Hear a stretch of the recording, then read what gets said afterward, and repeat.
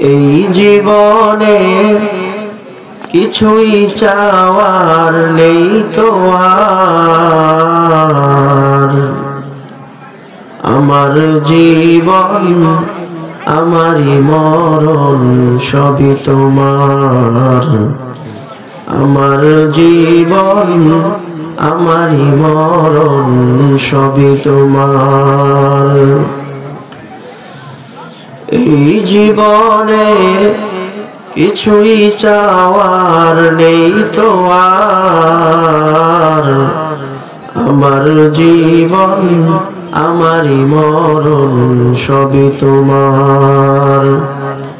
আমার জীবন আমারই মরণ সবই তোমার। জিন্দগিটা গড়তে চাই আমি রঙে তোমার। জিন্দগিটা গড়তে চাই আমি রঙে তোমার। ফিরায়ো না বলে আমি গুনাহগার।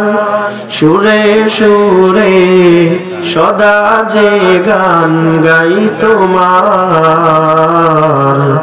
আমার জীবন আমারই মরণ সবই তোমার। আমার জীবন আমারই মরণ সবই তোমার। এই দুনিয়ায় আছি বেঁচে তোমার দয়াতে। তুমি ছাড়া শান্তি পাই না কিছুতে। এই দুনিয়ায় আছি তোমার দয়াতে। তুমি ছাড়া শান্তি পাই না কিছুতে। তুমি ছাড়া নেই হৃদয়ে কেউ তো আর। তুমি ছাড়া নেই হৃদয়ে কেউ তো আর। আমার জীবন আমারই মরণ সবই তোমার। আমার জীবন আমারই মরণ সবই তোমার।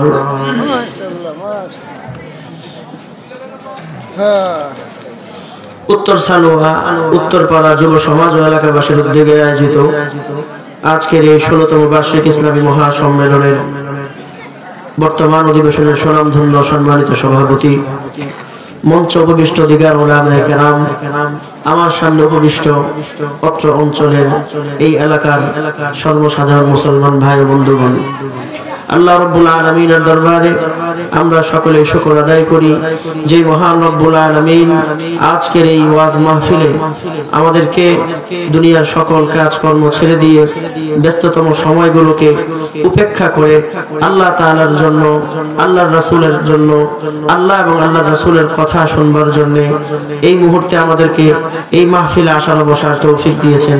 এজন্য অন্তরের অন্তঃস্থল থেকে শুকর আদায় করে বলি, জোরে সোরে বলি আলহামদুলিল্লাহ। আমরা এই মাহফিলে আসতে পেরে সকলে খুশি না বেজার? কম না বেশি?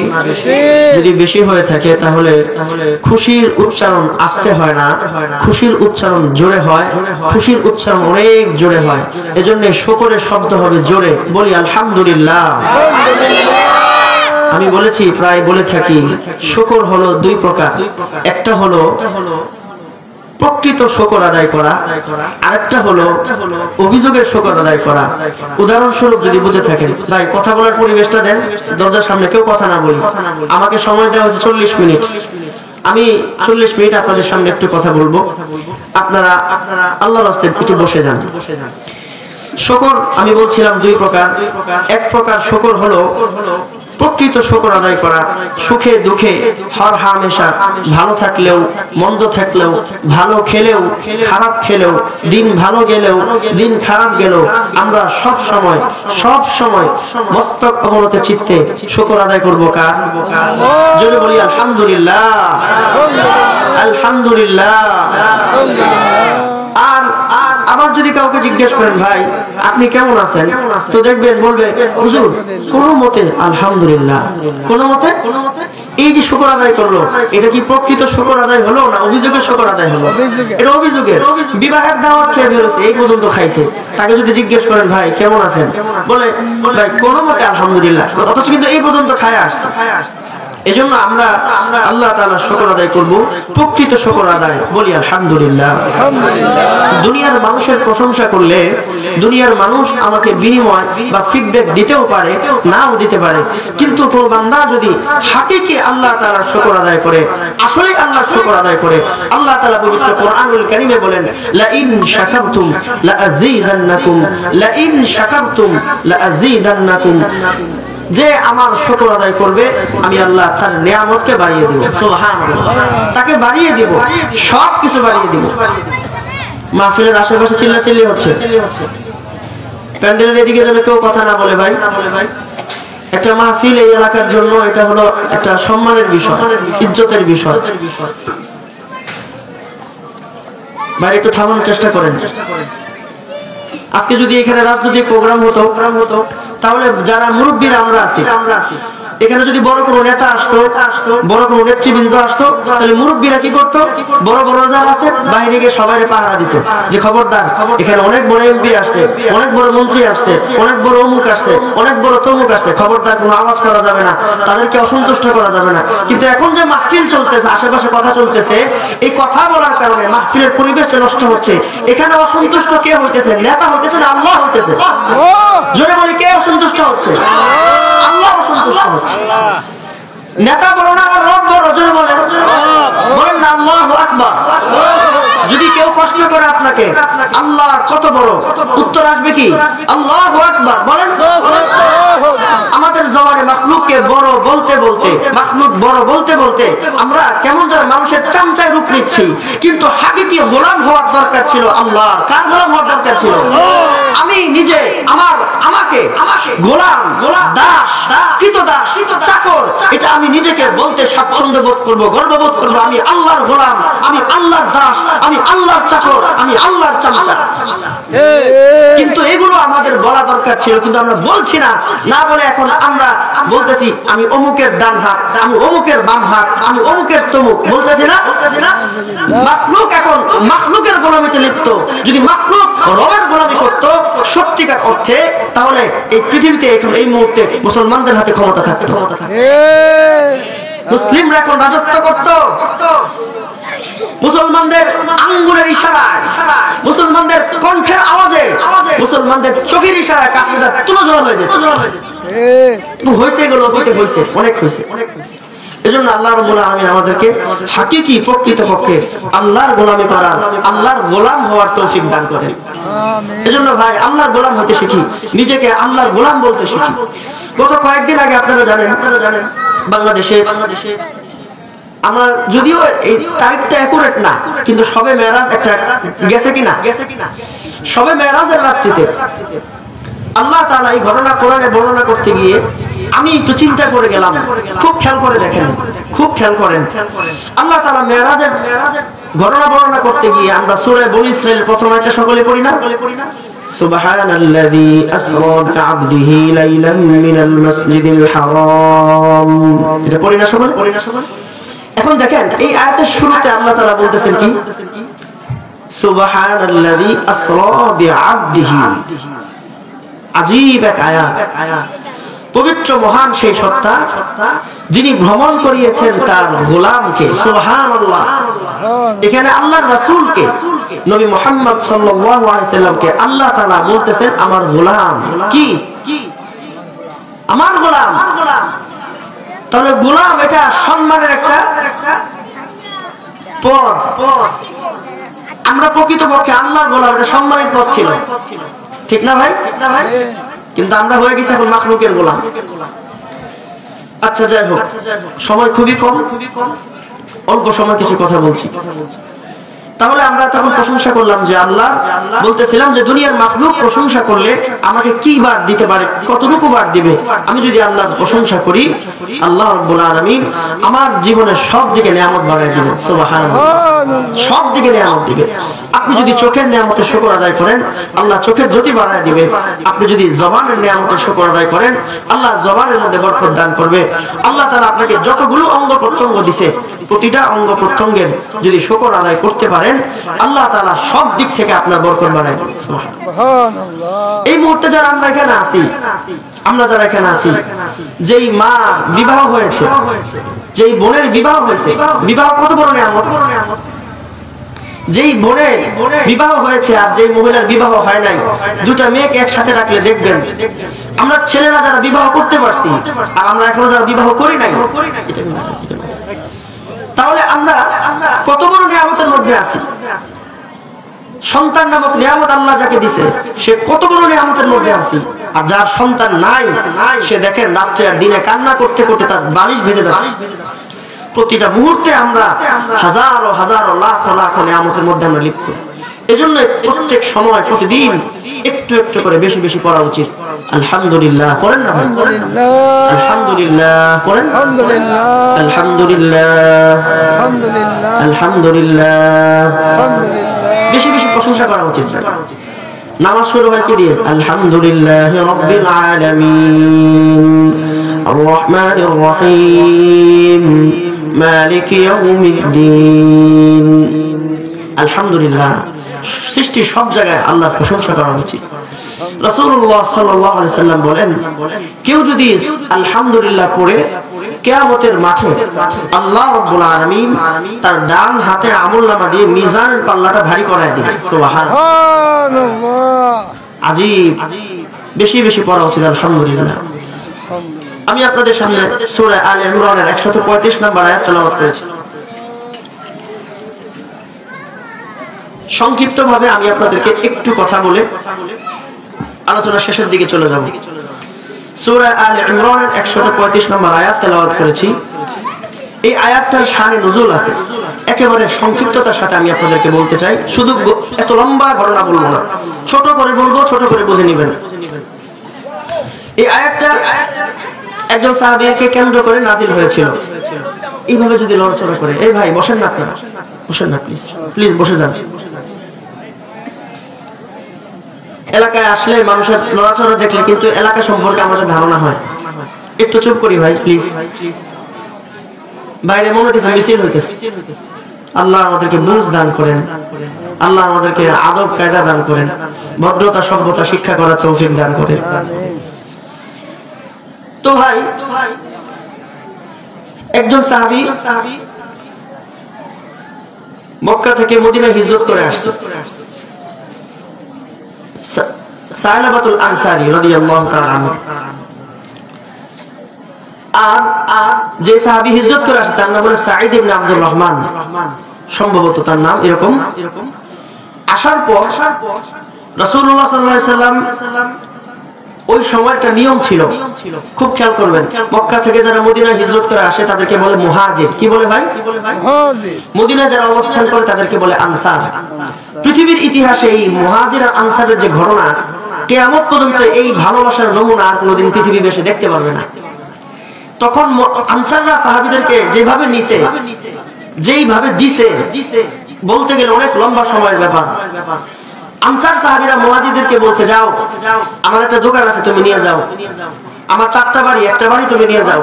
আমার 20টা দোকান, একটা দোকান তুমি নিয়ে যাও। শুধুমাত্র ঈমানের ভিত্তিতে এই রকম সম্পর্ক ছিল। আসেন তারপরের কথা। যখন এদিকে আসলো, তখন সালাবাতুল আনসারী এবং সাঈদ ইবনে আব্দুর রহমান দুজনকে ভাই বানায় দিল আল্লাহর রাসূল, যে তোমরা দুই ভাই মিলে মিশে থাকবা। একেবারে সংক্ষিপ্ত ঘটনা হলো, যখন রাসূলুল্লাহ সাল্লাল্লাহু আলাইহি ওয়াসাল্লামের সাথে সাঈদ ইবনে আব্দুর রহমান হয়তো এক যুদ্ধে অথবা একটা সফরে কোথাও বের হইছে, তো বাড়িটাকে বুঝাই দিছে আনসার মুহাজির সাহাবীর কাছে যে আমি তো বাইরে নবীজির সাথে যাচ্ছি, তুমি আমার ঘরবাড়িগুলো দেখে রাখবা। খুব খেয়াল করবেন, তুমি আমার ঘরবাড়িগুলো দেখে রাখবা। তাহলে এখন ঘরবাড়ি এবং স্ত্রী সন্তান সবকিছু আমানত কিনা? আমানত কিনা? মুরব্বীরা একটা আওয়াজ করেন, তাহলে বুঝলেন আপনার কথা বুঝতেছেন। নালে এইভাবে তাকিয়ে থাকলে কি হবে? আমানত। এখন যেহেতু আমানত, তো নবীজির সাথে সেই সাহাবী চলে গেলেন। রাসূলুল্লাহ সাল্লাল্লাহু আলাইহি ওয়াসাল্লাম তো চলে গেলেন। বাসায় যে সাহাবী আছে এই সাহাবীর মনের মধ্যে শয়তান ধোঁকা দিছে। শয়তান ধোঁকা দিছে কি যে সাঈদ ইবনে আব্দুর রহমানের স্ত্রী অনেক সুন্দর। এরকম ধোঁকা কি বর্তমান সমাজে আমাদের দেয় না? হইতেছে কিনা ঘরে ঘরে ঘটনা? একটু কমাই দিলে মনে বুঝতে সুবিধা হইতো না? আওয়াজ ঠিক আছে কেন দেন ভাই? এখন দেখেন রাসূলুল্লাহ সাল্লাল্লাহু আলাইহি ওয়াসাল্লাম যখন চলে গেলেন, সাঈদ ইবনে আব্দুর রহমান উনি চলে গেলেন নবীজির সাথে। আর সায়লাবাতুল আনসারী ঘরে, শয়তান তার মনের মধ্যে ধোঁকা দিছে। এখন খাবার দাবার তো দিতে হয়, তো এখন ভাইকে যখন খাবার দিবে, ঘর থেকে স্ত্রী যখন কোন একটা কাজের জন্য খাবারটা ঢেলে দিবে, পর্দার ভিতর থেকে একটু হাতটা বের হয়েছে। কি বের হয়েছে ভাই? হাত। এখন হাত তো সুন্দর। ওই আনসারী সাহাবী কি করলো, খাবারটা নেওয়ার সাথে সাথে হাতের মধ্যে ধরে ফেললো। মতলবটা তখন ওই মুহূর্তে ভালো ছিল না। এখানে একটা ঘটনা আপনাদেরকে বলে রাখি, যেহেতু সাহাবী, কথা একটু সতর্কতার সাথে বলতে হবে। কথা কি বুঝতে পারছেন? এখানে আমরা ঘটনা বর্ণনা করার সময় সাহাবীদেরকে ছোট করে কথা বলা যাবে না। তাহলে তখন ওই মুহূর্তে শয়তানের ধোঁকায় পড়ে সাহাবী তার হাত ধরে ফেলছে। আমাদের বাংলাদেশের নারী যদি হইতো বা এই যুগের নারী হইলে তখন চিৎকার বিৎকার দিয়ে পুরো এলাকা গরম বানায় হইতো, এই ঘটনা সেই ঘটনা, বাঁচাও বাঁচাও, ধরো মারো, এই সেই হইতো। কিন্তু দেখেন আরবের নারী তো, রাসূলের সাহাবিয়া, ওনাদের ঈমান ছিল, ওনাদের তাকওয়া ছিল। ওনারা তাৎক্ষণিক কি করবে, কোন কাজটা করলে এখন তাকে এই গুনাহ থেকে দূরে সরানো যাবে। আশ্চর্যের সাথে আমাদের বলতে হয়, আরবের নারীরা তো এই পরিমাণ জ্ঞানী ছিল, কিন্তু বর্তমান যুগ এবং এই সমাজে যে যুবকদের অধঃপতন শুরু হচ্ছে, এই যুবকদেরকে অধঃপতন থেকে দূরে সরাবার জন্য রাষ্ট্রীয়ভাবে কোনো ব্যবস্থা নেওয়া হচ্ছে না। ঠিক কিনা বলেন? নেওয়া হচ্ছে না কোনোভাবেই। হয়তো আমার কথাগুলো আপনাদের কাছে বুঝে আসতেছে কিনা আমি বুঝতেছি না। কি কাজগুলো করলে, কোন পদক্ষেপ নিলে, কোন মন্ত্রণালয় তৈরি করলে আমাদের দেশ, সমাজ, রাষ্ট্র ব্যবস্থা ভালো হবে, যুবকদের অবস্থা ভালো হবে, মুরব্বীদের অবস্থা ভালো হবে, ওই বিষয়গুলো এখন রাষ্ট্র ব্যবস্থাগুলো নিতেছে না। কিন্তু দেখেন একজন মানুষ যখন খারাপ পথে চলে যায়, ওই খারাপ পথ থেকে তাকে ফিরিয়ে আনবার জন্য যেই ব্যবস্থাগুলো নেওয়া দরকার, যেই থিওরি এবং যেই বুদ্ধি ওই সময়ে অ্যাপ্লাই করা প্রয়োজন ছিল, আল্লাহর নবীর সাহাবীরা তখন সেই অবস্থাটা নিছে। মহিলা তখন চিন্তা করে দেখলো, এখন যদি আমি চিৎকার দেই, চেঁচামেচি করি, তাহলে অবস্থাটা ভালো হবে না। তাই তার দিমাগে আঘাত না করে তার দিলের মধ্যে আঘাত করি। কি বলছি কথাটা ভাই? দিমাগে আঘাত না করে আঘাতটা কই করা দরকার? দিলে আঘাত করি।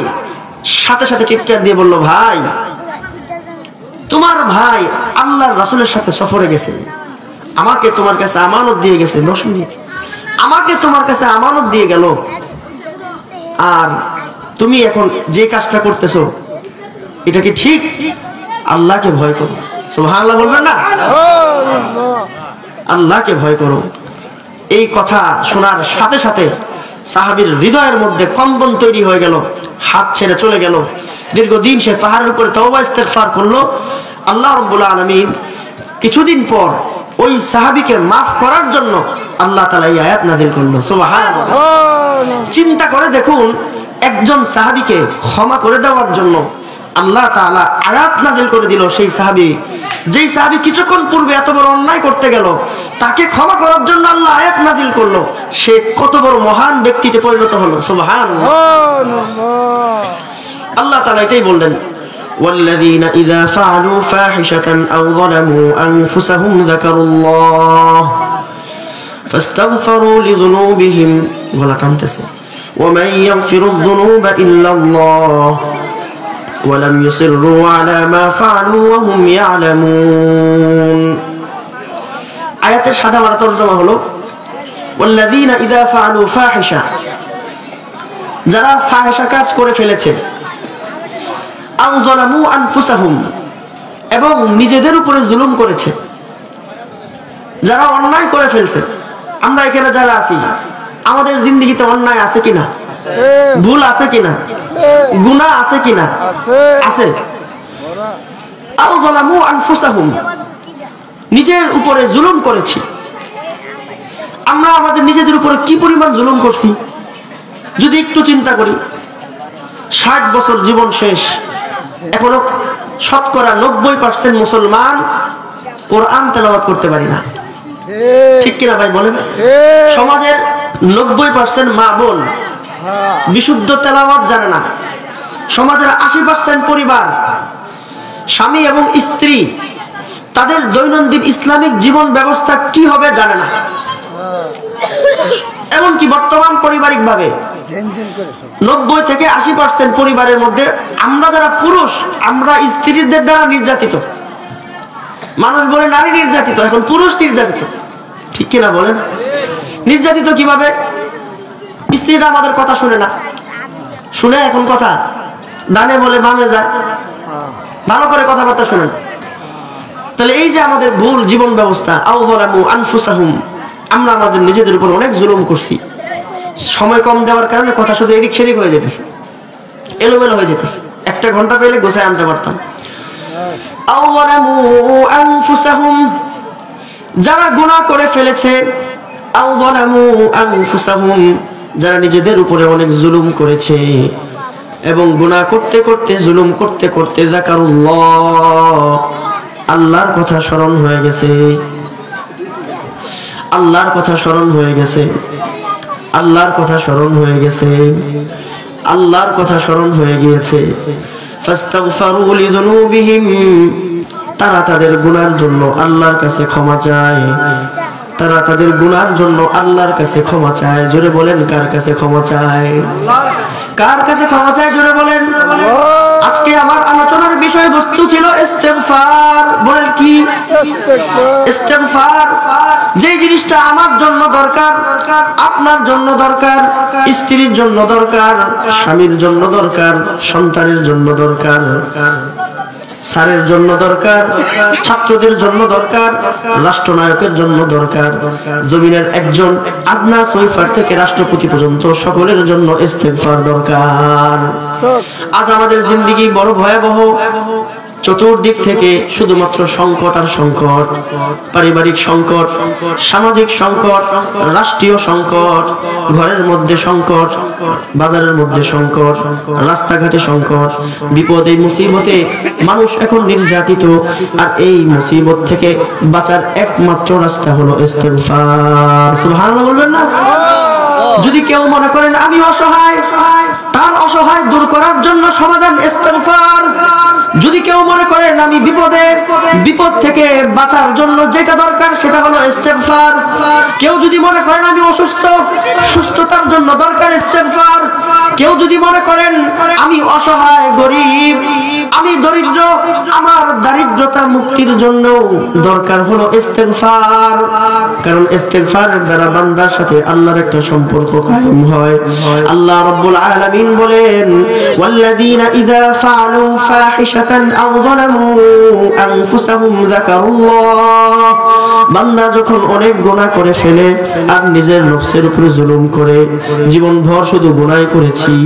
আমরা যুবক ভাইদের জীবনটাকে যদি একটু খেয়াল করি, প্রতিদিন প্রতিনিয়ত শুধু আমাদের গুনাহ হয়। দিনেও গুনাহ হয়, রাতেও গুনাহ হয়, রাতের গভীর অন্ধকারে গুনাহ হয়।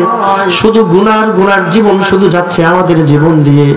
গুনার কারণে আমার স্বাস্থ্য এখন খারাপ, আমার দিমাগ এখন খারাপ, আমার মস্তিষ্ক এখন খারাপ, আমার অভাবের মধ্যে জীবন যাচ্ছে, মুসিবতের মধ্যে জীবন যাচ্ছে।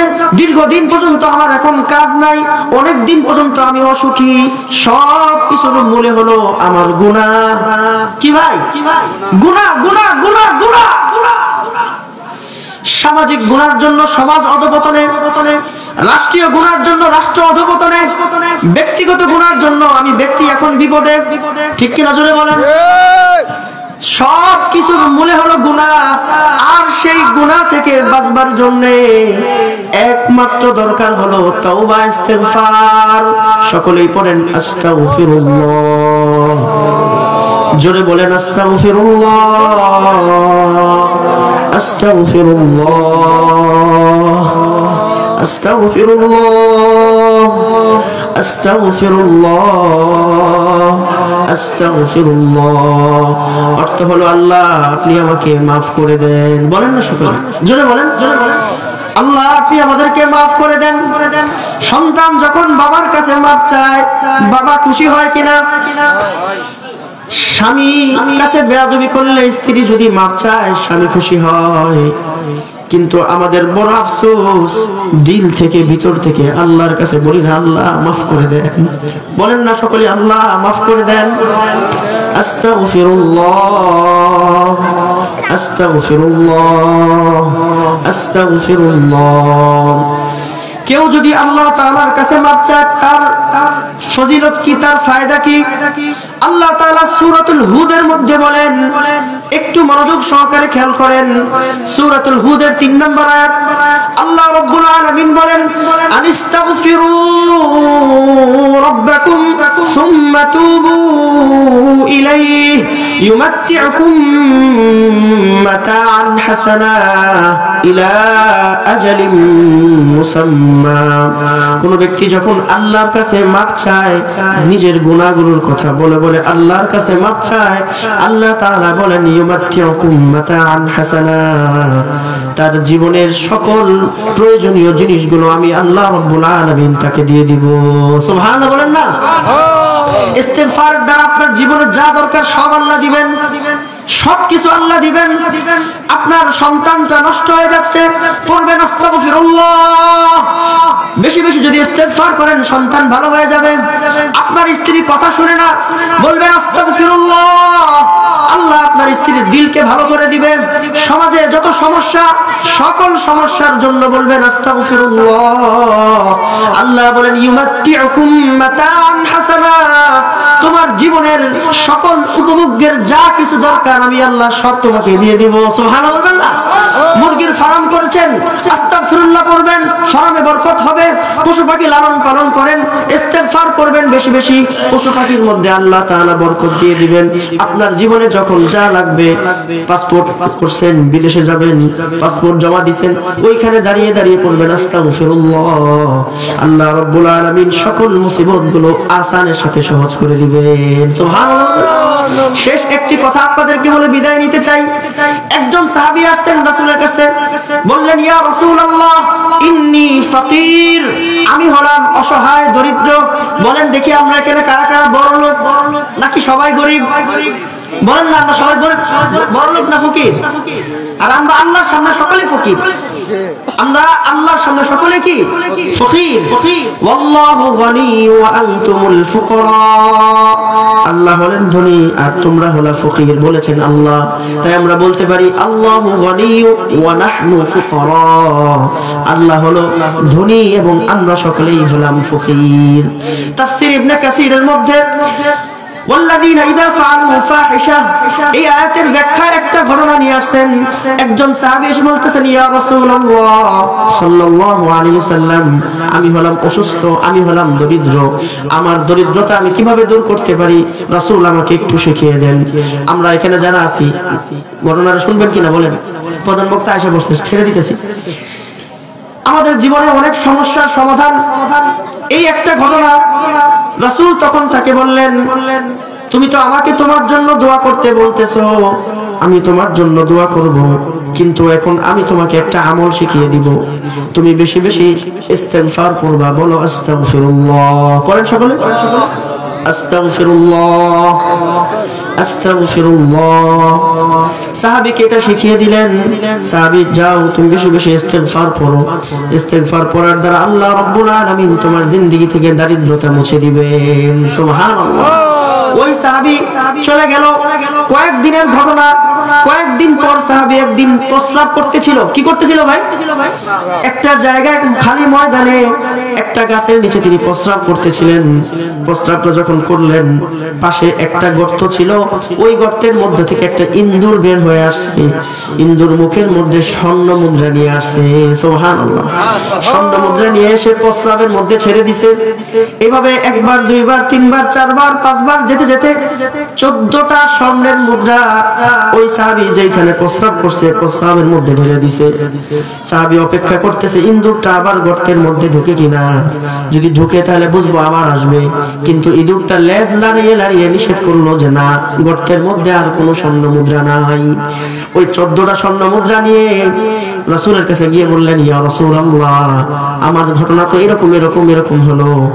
আর রাসূল তখন তাকে বললেন, ইস্তিগফারের ফজিলতের বিনিময়ে আল্লাহ রাব্বুল আলামিন তোমাকে অল্প সময়ের মধ্যে ধনী বানায়া দিয়েছে। সুবহানাল্লাহ। ধনী হওয়ার দরকার আছে কিনা বলেন ভাই?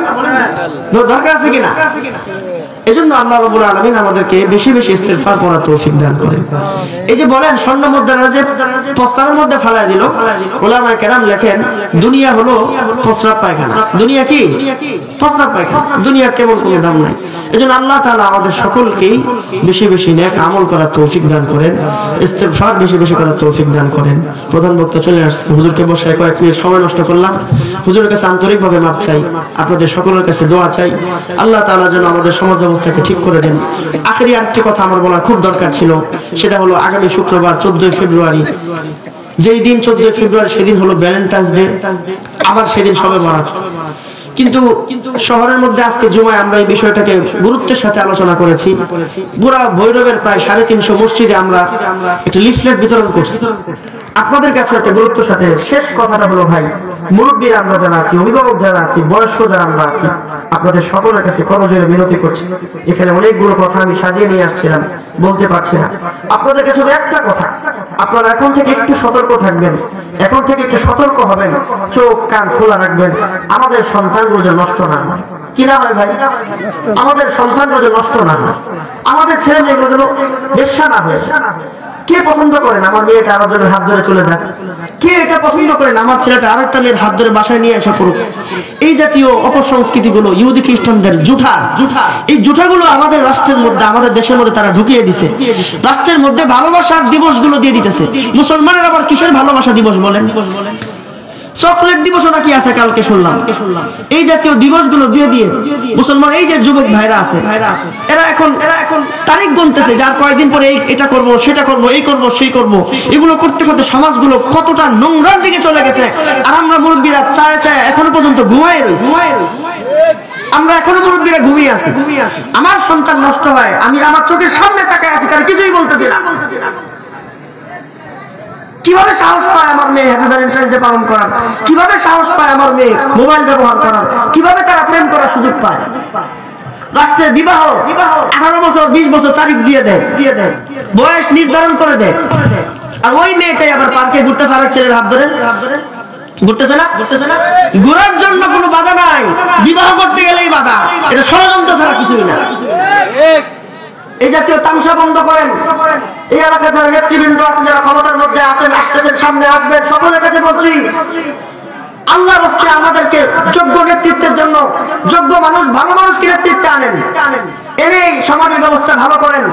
যুবক সম্পদে নষ্ট হচ্ছে, যে সমস্ত নেতৃবৃন্দরা আছে তাদের সন্দেহ তো নষ্ট হতে পারে, পারে কিনা বলেন? তাই নেতাদের কাছ থেকে আমরা এটা আশা করি, যারা চেয়ারম্যান আছেন, মেম্বার আছেন, যারা দায়িত্বের মধ্যে আছেন, আপনারা আনুষ্ঠানিকভাবে লোক দিয়ে 14 ফেব্রুয়ারির মতো যত নগণ্য অনুষ্ঠান আছে সবগুলোকে সমাজ থেকে পরিত্যাগ করেন। আলাউদ্দিন আইএমসি মিডিয়া কুরআন হাদিসের কথা বলে, সত্যের দিকে আহ্বান করে।